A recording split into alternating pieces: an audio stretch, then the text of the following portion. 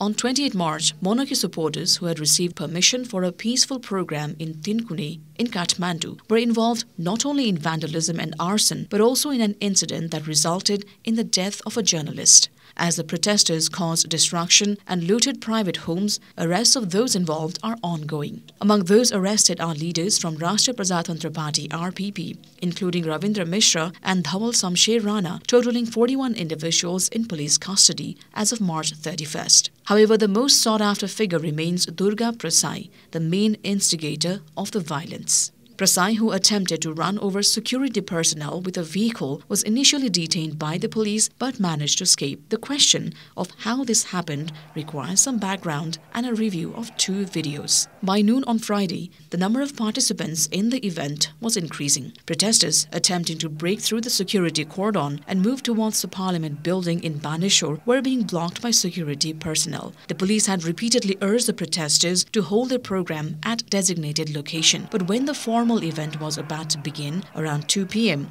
a vehicle carrying Durga Prasai approached the security barrier and attempted to run over the security personnel.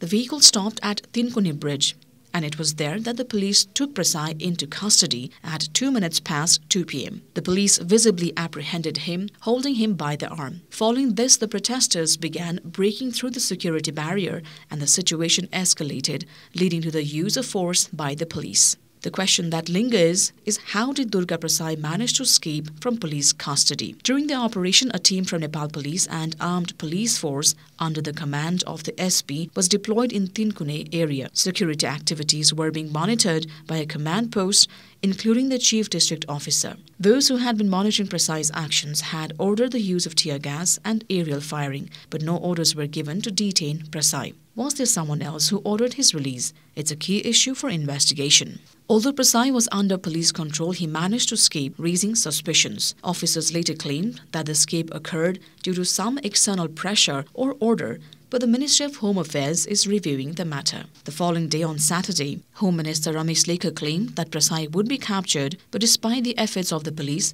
Prasai continued to taunt security forces by posting videos on social media. Question remains, who gave the order to release him? Police officers involved in the search for Prasai state he will face serious charges, including crimes against the state, organized crime and murder, and his escape will not be easy. Once charges are filed in the court, an Interpol red notice could be issued to bring him back. The Ministry of Home Affairs, despite earlier reports advising against allowing royalists to gather in Tinkune, had approved the gathering due to political considerations, including pressure from RPP. Security agencies were aware of the risks that Prasai posed, but failed to prevent the violence and destruction.